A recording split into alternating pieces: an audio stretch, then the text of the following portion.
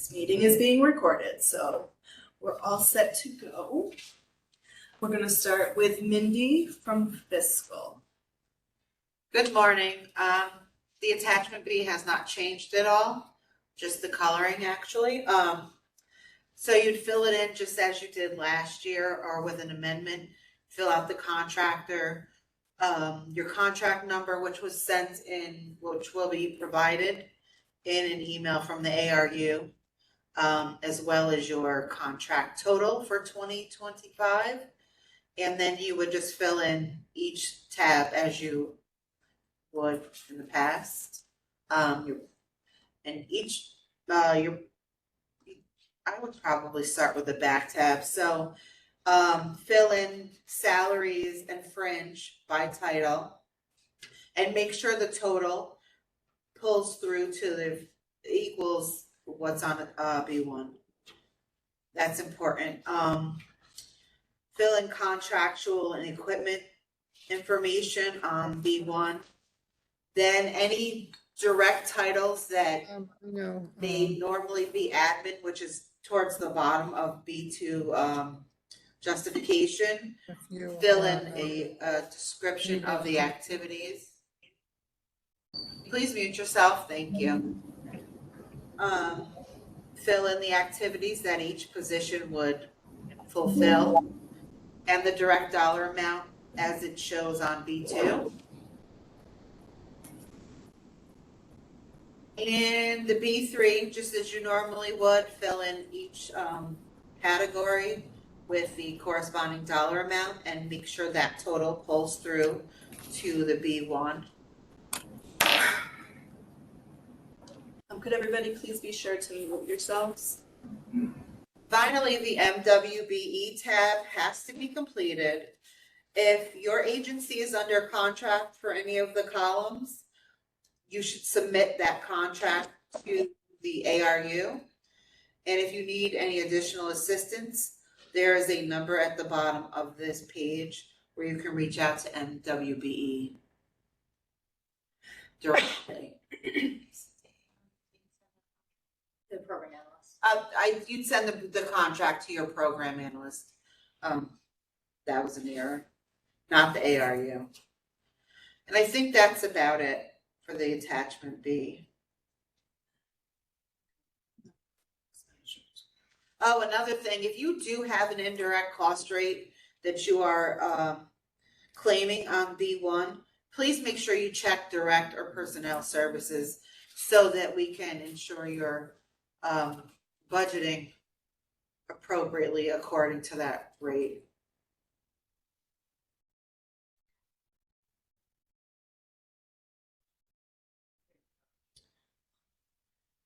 If there are any questions, please feel free to unmute yourself and ask. Go ahead and ask.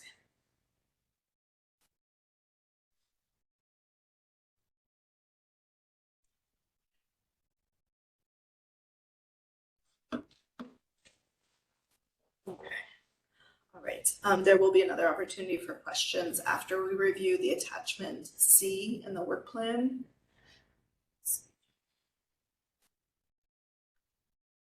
So no, we're going to do, let's do the 20, closing out the 24. Closing the 24. Did you send it? You haven't. The bottom. This one here? Yeah. The one that says closing out? Okay. Yeah. Thanks, folks.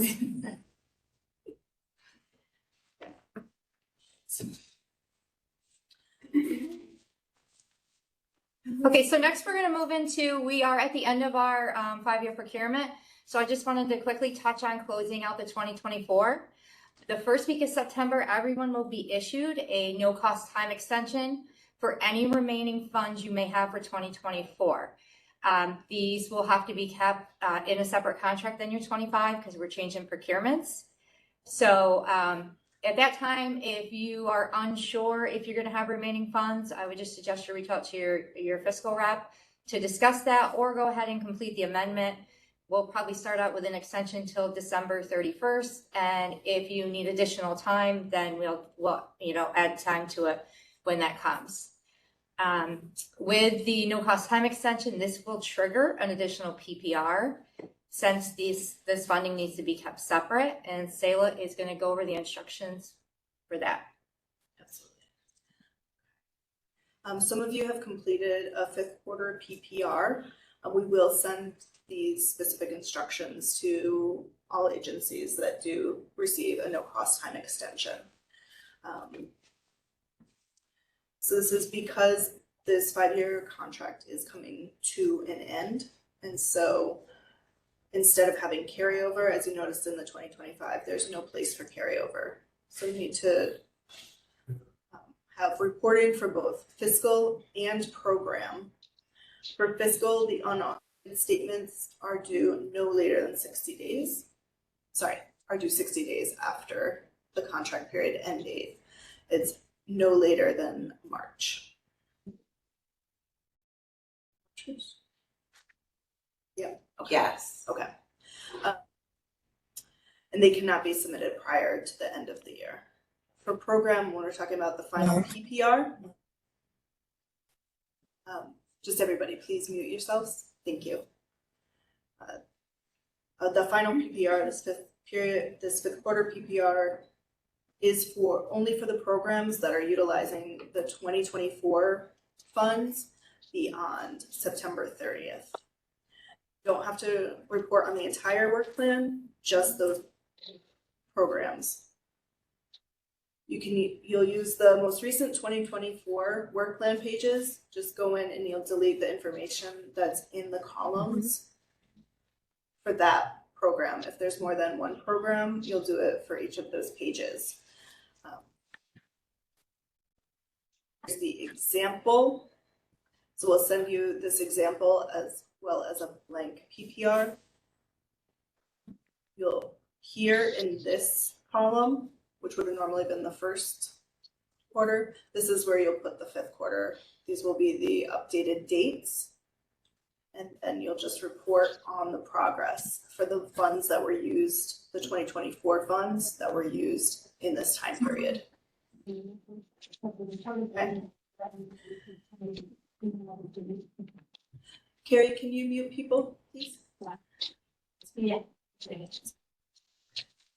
And then the one caveat that is different is that these numbers that are reported on the 5th quarter PPR are going to be included in your 2025 annual report. Okay. All right. And then if there's any questions,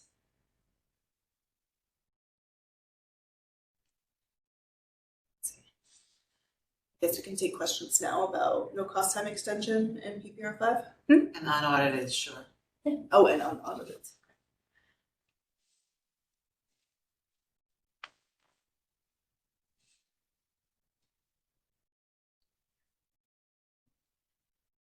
Right. Well, hearing none, let's see. Got Venprep or attachment C? Do you want to do yours? You want to do that? Let's see. I'm ready, whenever. Okay, so before we review the 2025 attachment B or C, I apologize. This year we wanted to kind of throw in just kind of an overview of the vendor responsibility questionnaire. And I know that there's a lot of new staff on board of your agencies. So Amy is just going to give an overview on the VRQ. Okay. Good morning, everyone. Please feel free to jump in if you have any questions. We're going to talk a little bit about the vendor responsibility questionnaire and why it is that you do it. The vendor responsibility questionnaire is called the VRQ, and it's designed to help us assess your responsibility as a vendor. So New York State wants to be sure that they're doing business with a responsible vendor. So the acronym that they use is FLIP. So a responsible vendor is one that has the financial and organizational capacity to perform the contractual obligations. They have the legal authority to do business with the state. They have integrity to justify the award of the public dollars, and they have a good record of past performance. So you can go to the next slide if you want to say that. We're going to be looking a little bit closer at these this year. As Amy said, this is a new contract period for us. So this means that these contracts will be reviewed by the Office of State Comptroller as well.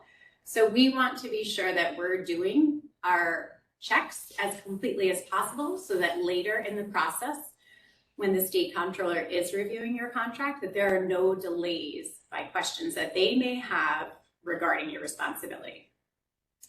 So you do your online questionnaire every 6 months to be sure that it's current, but there are times when things may change in that 6-month period.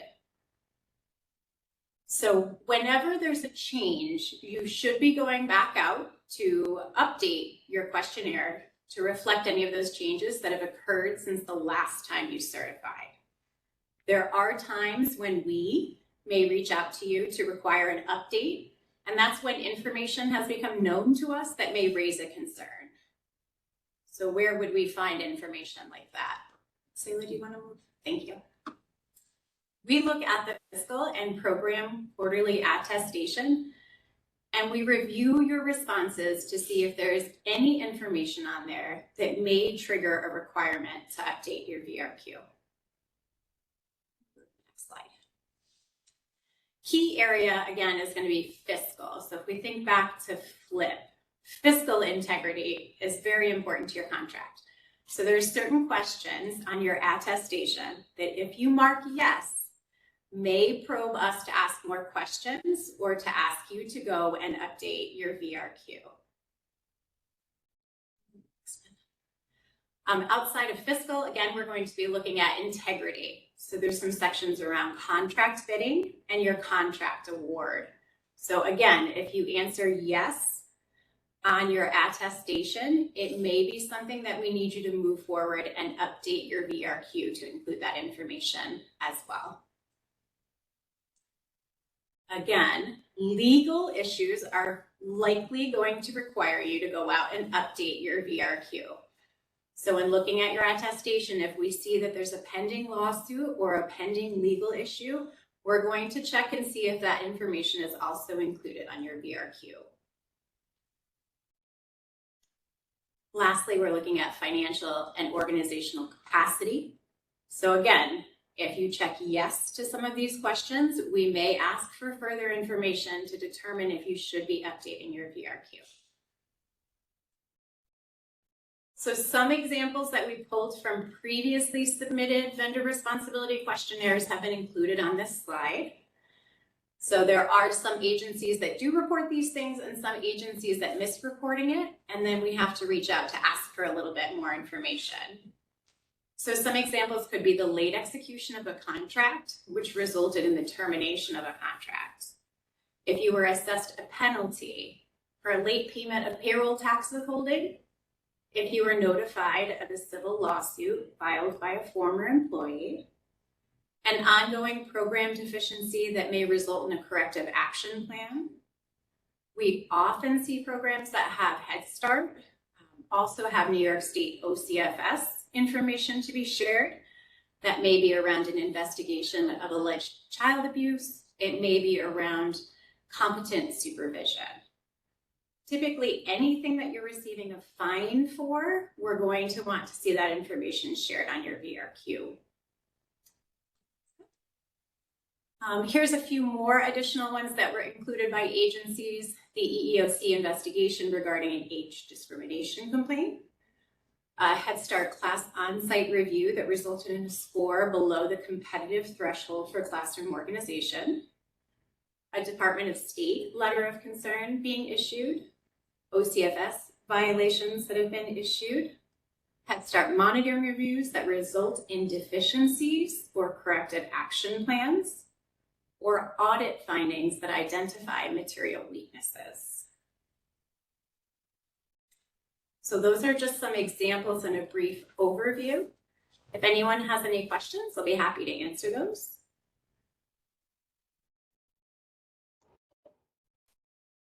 Hi, Amy. I have a question. Hi, Tanya. How are you? Good, thanks. If you have a deficiency that you're disputing, for example, Head Start, and you're going through the dispute process where it would become a non-compliance, would we, in essence, have some leniency not to update that until that's resolved? No. So if it's been, you've got the complaint, and I understand if you're trying to fight it, and that's understandable, but we would still need you to update your VRQ with that information. Our comptroller's office, they don't miss anything, and something like that, they would stop your contract and they will kick it back to us, which will seriously delay it. So I would definitely put that information in there. And with the statement, just send Amy the information that you guys are, you are fighting this, and we would put that in all together and in the profile. Okay, so as I understand it, it's only deficiency, not non-compliance, correct? Right. Okay, thank you. And anyone else on the call, if you are unsure if something should be on there, please ask. Because like Amy said, this year, all of the contracts go to the comptroller's office and they don't miss a thing. And I just don't want to see any delays. Amy's been working really hard looking at your VRQs, matching them up with your attestations. So we just ask if there's any confusion about this, please reach out to your analyst, reach out to the ARU mailbox. Someone will definitely get back to you.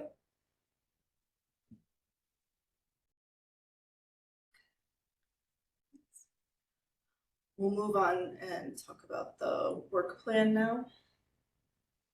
Again, we'll have time for questions at the end as well. Okay, so the 2025 CSBG work plan attachment C. There have been no significant changes for 2025. It has a new color. So today we're just going to go over the work plan, review some common errors, review issues that can delay the contract approval, and share some helpful resources. And then at the end, if there's any questions, we'll gladly do our best to answer them. So the first tab is the needs assessment. Same instructions as previous years. You're going to enter the date of the most recent assessment. If you're currently updating your assessment, please add a note. That can trigger your analyst looking at it quickly and kicking it back to you saying, you didn't update this.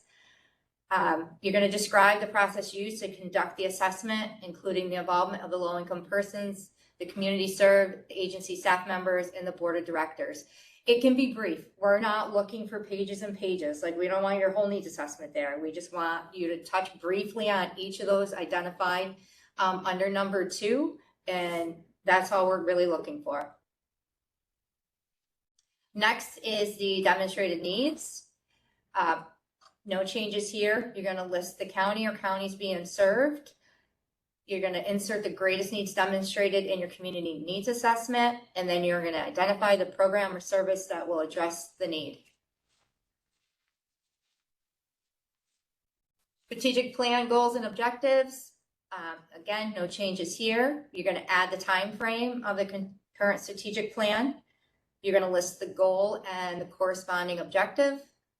And it's really important you check the box that indicates if the goal is supported or isn't supported by CSBG. And just kind of pay close attention to this because this can delay the review. And if you have something down that we know CSBG can't support, it's going to be kicked back to you for an explanation. Capacity building, again, no changes. You're going to select the type of documentation from the drop-down menu. In the intervention section, you're going to list the activity that will address the need or the strategic plan objective. In the benchmark section, you're going to list the expected outcome of the capacity building activity. In the method of measurement, briefly describe the number of participants who are expected to achieve the identified outcome. And for the annual target, provide the number of participants expected to achieve the identified outcome. Agency partners, again, no change. This is a big one. The method of measurement, briefly describe the tool or process to be used to verify progress on the outcome. This is one we find most often that is missed. You know, it can just be a general statement. We're not looking for something for each one of the categories, just overall how you're going to do this. And be sure that you complete the annual target for each of the partnerships. The work plan and progress report, no changes. Under the intervention, you're going to briefly describe the service, activities, and advocacy that will address the need and achieve the outcome. For the benchmark, you're going to identify the expected benchmarks or milestones and outcomes to be achieved for the service or activity. When possible, describe the service or outcome using the language from the individual and family national performance indicators, the FNPIs, tying it with service codes or the community performance indicators. As you can see, we've made no changes. They have not made a decision on the updates to the annual report. They're still right now looking at 2.1. We will tackle that in the next coming year, possibly if we need to make changes. But for now, we are going to continue using the same MPIs and service codes. Work plan and program progress report. So this form is going to be utilized starting with the first quarter reporting. For the initial 2025, all we need you to do is add your name, the fiscal year, the budget period, and your new contract number. And then you'll start using that when you report for the first quarter. So during that time, you're going to provide a brief narrative for each quarter that annual targets are below 80% and or over 120%. And then you're going to give us the corrective measures undertaken to address challenges during the period. Sure. Okay. For C3A, the summary of work plan and attachments, it's the same as last year. You enter the work plan page on the left, enter the data from C2A, agency capacity building, C2D, agency partners, and C2C work plan under demonstrated need. Select a primary service domain from the drop-down menu, select the description of need for family, community, or agency, and enter the budget amounts in the column for CSBG grant funds direct, prior year unexpended, and cash resources. So this should only be direct funds, not admin funds. And please make sure that you fill in the cash resources as well. You want the summary of work plan and attachments continued on, make sure that the admin cost at the bottom matches the respective lines from attachment B, and then verify that the budget check amount equals 0, because if it doesn't, it'll get sent back. C3B, the planned use of CSBG funds by contractor. You want to enter in, make sure the allocation matches, verify the self-totaling amount in line 3, enter the planned budget amounts in the respective service domains. Each of these should cross-check to the primary service domains listed in the previous page on 3A.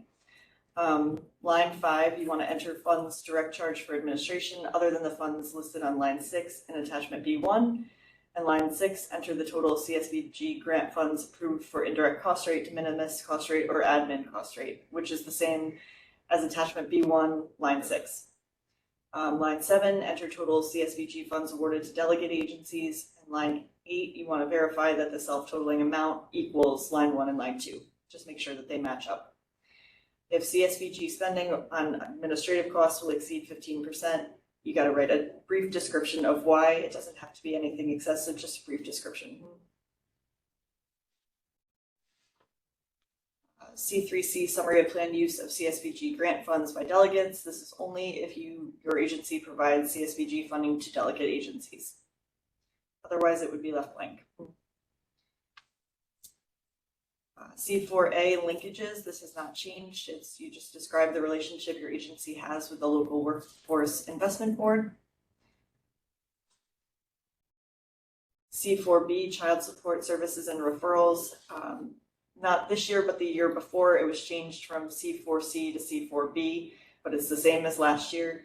You want to describe the process your agency uses to inform custodial parents and single parent families that participate in CSBG funded programs, services, and activities of the availability of child support services, and refer them to the Child Support Office of State and Local Governments.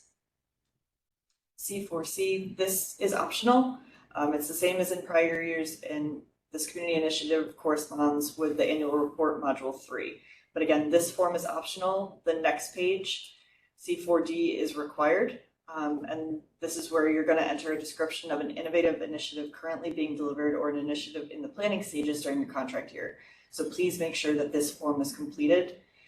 We see that a lot. Common CSBG work plan errors are listed. What we're seeing a lot of is the wrong work plan template being used, annual targets not matching the benchmark or milestone. If those targets don't match, we don't know what the correct number is, so we'll send it back to you. If the CSBG direct fund amounts are miscalculated on the summary page, so C3B should match with everything you have listed on attachment B that Mindy went over. Spelling errors throughout the work plan, missing or incorrect contract number, and incorrect contract period. Other things that we see are sometimes if the method of measurement is missing, like what Amy touched on for the partnership page or in the work plan pages. Issues that can delay the contract approval are listed. The vendor responsibility questionnaire is outdated, like what Amy reviewed. Certification of workers' compensation and certification of disability insurance is expired and or Department of State is not listed as a certificate holder. The charities registration is not current. Pre-qualification is not complete on the statewide financial system. If the master signature page does not contain an original signature, if the dates are different for the agency representative and the notary. And lastly, if the standard voucher was not submitted or does not contain a signature. And then helpful resources are listed. There's the NASCAP annual report webpage, SFS pre-qualification, the VRQ, Charities Bureau, and the New York State Community Action Plan templates, because again, we'll still be using the same service codes until we hear more information on that. Are there any questions? Can we get a copy of the slides? Yes, a copy of the slides will be emailed to everybody and will also be posted on our community services webpage. I just wanted to add one thing while we're waiting for questions. Next week, we're going to be sending you your remaining documents for the 2025. And I know I touched on this during the regional meeting. You are going to get a second set later in the fall. The master contract and the attachment A's have been updated. We have not received the final versions back. So as of right now, we're using our current forms. So once we receive them, we will be sending them to you again with instructions. It most likely is going to be you email us back, say you receive them. It's not going to be any intensive thing on your part, but I just wanted to kind of give you a heads up that you'll be receiving additional documents later in the fall. Thank you. And there's no other questions in the chat.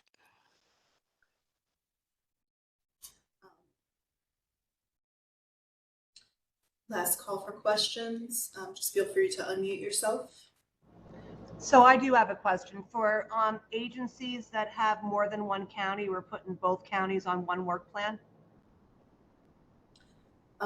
Each work plan page should have county at the top so that it's sorted out.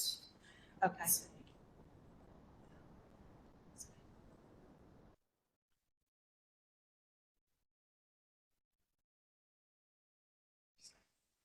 Right. Yep. So here. Right. Thank you. Are there any other questions? Can be about the attachment B or C, vendor responsibility questionnaire, no cost time extension, or PPR 5s? There is a question about when the contract is approved, will it appear in SFS?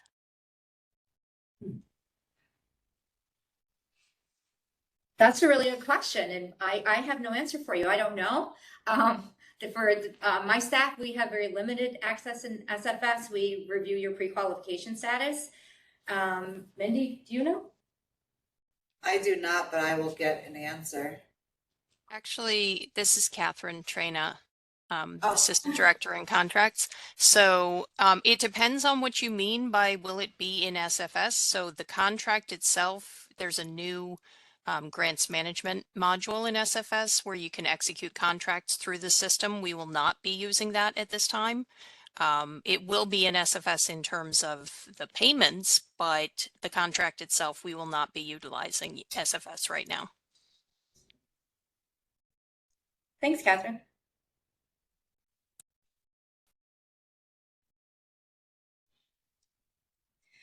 Just another reminder, I know a lot of you kind of like the cut and paste, which is completely fine. This year, every single one of you has been issued a brand new contract number, so just be mindful of that.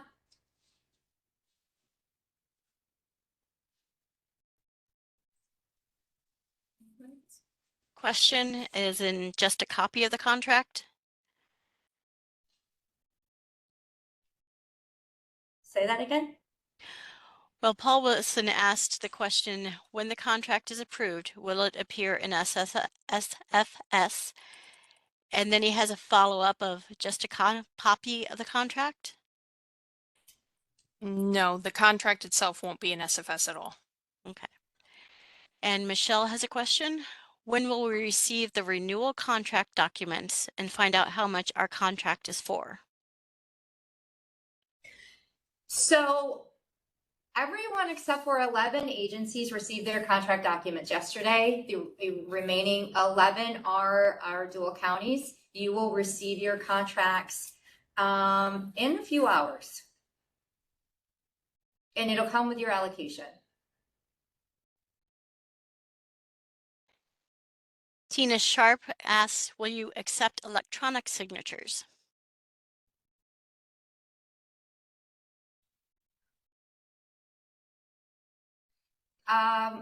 We haven't in the past. Catherine, I don't know if you're still on, if anything has changed there. I'm Yeah, pretty sure again, ours said no. Again, it kind of depends on what you mean by electronic signatures. If you're using something like DocuSign, you know, something that's a certified system to electronically sign the document. I know we do use that for other programs. But if it was something like you're electronically signing in Adobe, that might not be acceptable. It really depends on how you're looking at doing it.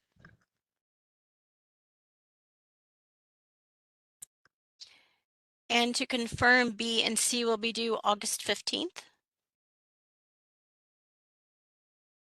Yes, unless you are one of the 11 agencies that did not receive your contract yet, you will have a different due date. You'll get additional few days. If anyone runs into an issue completing these documents, I know we gave you a shorter time frame than we have in the past because we're late getting these out. Please reach out to your analyst if you need an extension, just so we have it on the record.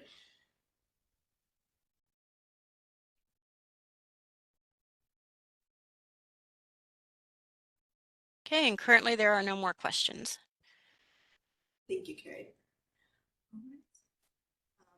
If there are any questions that come up after this, please feel free to reach out to your program analyst, the ARU, your fiscal rep. And thank you again, everybody, for joining us on the call today. We'll be sharing this, like I said, by the end of this week, by the end of Friday. And that's all. Have a great day.